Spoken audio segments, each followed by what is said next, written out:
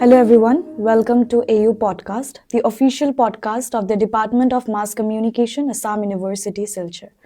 I'm your host, Swagata Lakshmikar, and today we have a very special guest with us, Shri Achitra Borgohain, the CEO and founder of Binbag, an e-waste management company that is working to make India's digital future cleaner, safer, and more sustainable.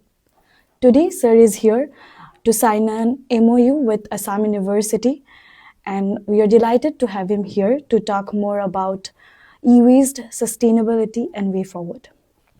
So, sir, let's start with something simple. As we know that India is one of the largest producer of e-waste, and people not really know about it. So, in your view, what do you think is the most misunderstood thing about e-waste? Yeah, thank you for having me. Just to put this in context, India is the third largest generator of e-waste after US and China. So we are generating almost 4.1 million tons of e-waste every year. And I think the biggest problem that we are fighting today, I've been in this industry for almost 10 years, is the lack of awareness about the e-waste. Right? So today, a very small section of the society actually knows what e-waste is. And even in that section, if you ask what is e-waste, they would typically talk about, say, a laptop or a computer, right? But the definition of e-waste in a simple layman terms is that anything that runs on electricity or battery is e-waste. Now that also includes your, you know, electric razor, your fans, right, your electronic toys. I think that those are the things that gets missed out, which is why the problem that we are seeing is that only maybe the laptops and computers are getting recycled, but a large part of the e-waste is not getting recycled.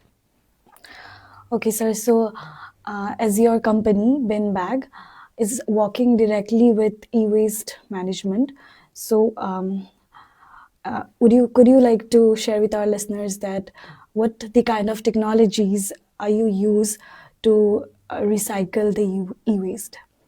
Yeah, so from the entire process point of view, we generally right now are working with institutions, uh, educational institutions, companies, businesses who are generating e-waste.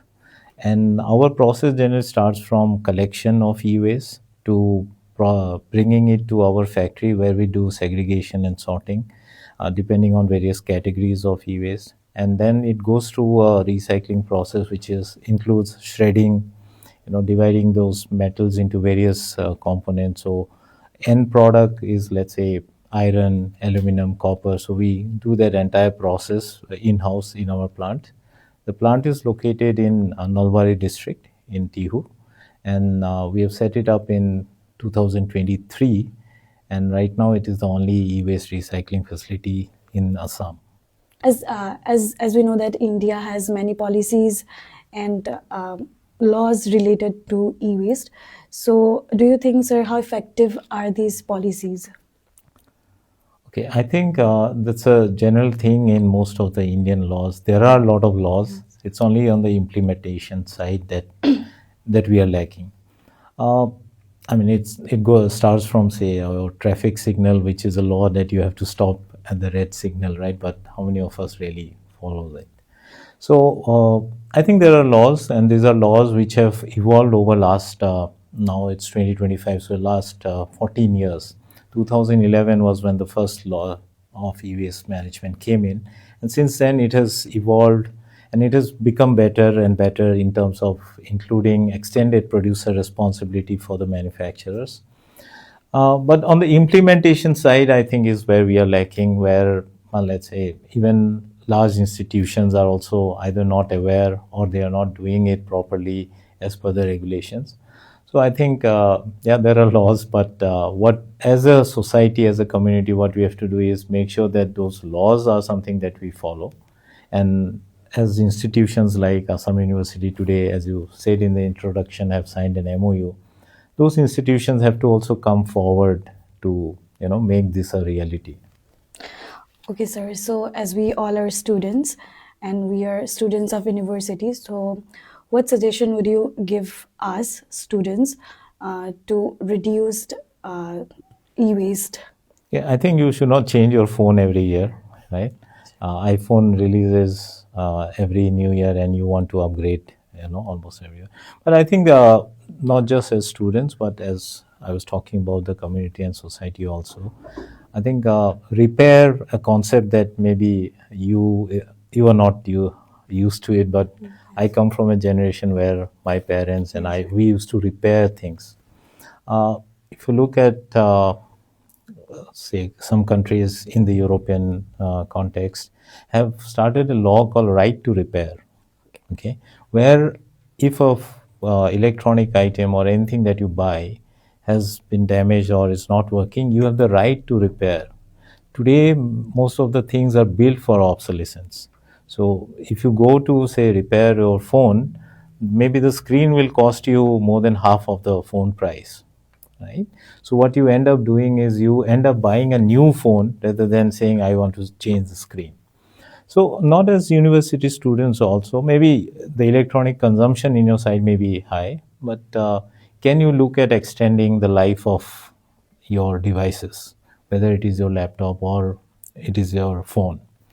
Can you look at reusing your laptop, by if you are say upgrading from say i5 to i7, can you give that for laptop to somebody who can make use of it? This could be an school, this could be an NGO who can make use of, even because for them even i5 is a much better specs than maybe what you are using.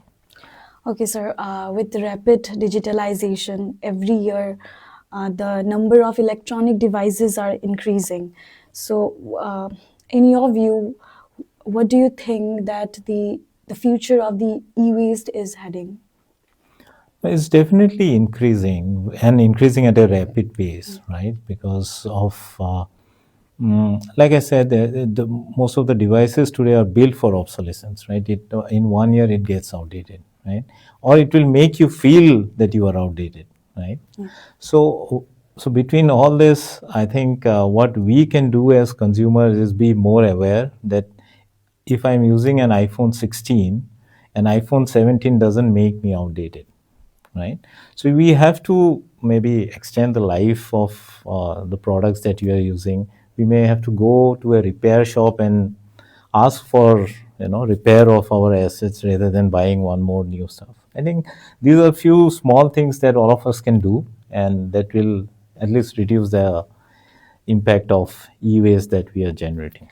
Okay, sir. And what do you think that startup companies like yours, Binbag, would contribute to the sustainable and circular economy of the country? Yeah, by design, we are a circular company, right? So we take end of life product, we recycle it, and we put it back into the manufacturing supply chain. So that by design is a circular, concept. I think even from a manufacturer point of view, companies who are manufacturing electronic goods, they can also start designing the products which can be more circular. Right? Have you heard of something called Fairphone?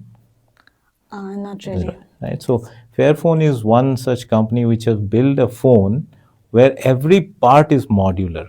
Right. So if you in your phone, if the say the camera gets damaged, you can only replace the camera with a new phone. Right.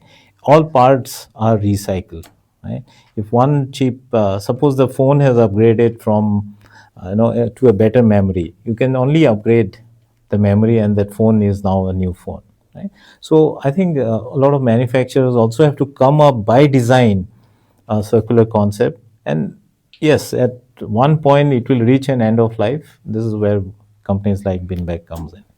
Okay, sir. Thank you so much for your time and sharing your insights with us. We wish you all the best for Thank your you so much. company, and we look forward to the collaboration of Assam University and your organization. Thank you. Thank you, sir.